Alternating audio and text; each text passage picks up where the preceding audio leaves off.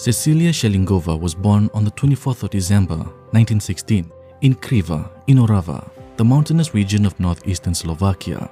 She was one of 10 children born to Pavol Schelingova and Zuzana Panikova.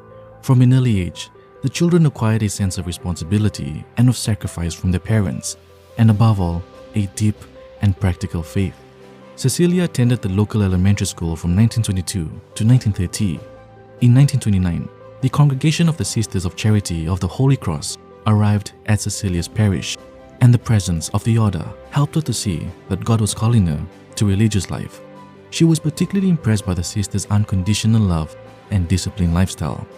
In 1931, when Cecilia was 15 years old, she was sent to the mother house of the congregation in Pudanaiske Piscopice, accompanied by her mother, to ask permission to join the order.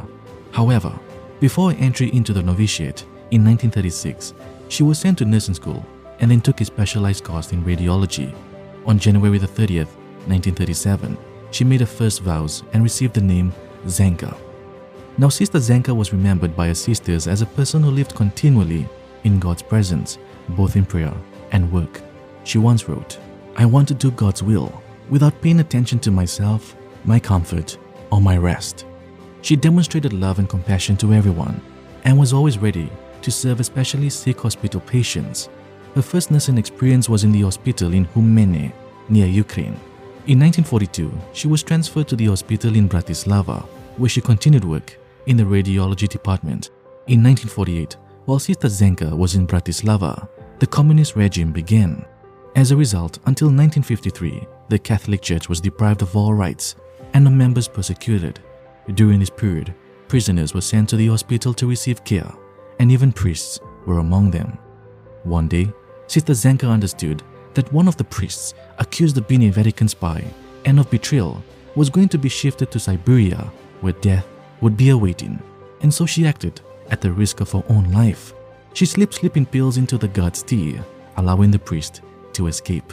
After he was free, Sister Zdenka went into the chapel and prayed, "Jesus, I offer my life for his. Save him." It seems that a sacrifice was accepted because only a few days later, Sister Zdenka attempted to smuggle 3 priests and 3 seminarians out of the country and was caught, arrested, and thrown into prison, where she was tortured by guards as they tried to force her to become a spy for them or to share the names of her accomplices. Before her court appearance, she lived in a cold windowless cell.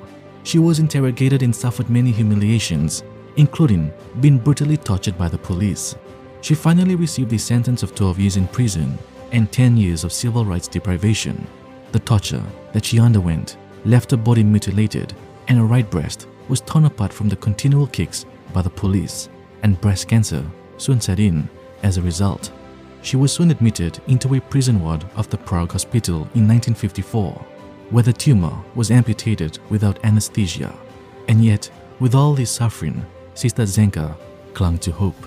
Do not be afraid to suffer. God always gives the necessary strength and courage. From 1952 until 1955, Sister Zdenka was transferred from one prison to another. She accepted torture and mistreatment with great humility, but most difficult of all for her was being deprived of the Holy Sacraments for 3 years of imprisonment.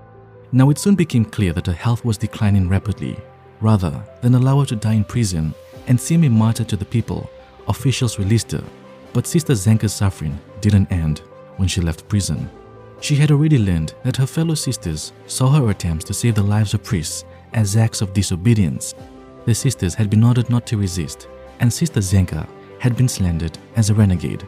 Sadly, her mother house also said the same, and so this bride of Christ, who had offered her whole life to him, found herself homeless and dying because she had been faithful to God's law.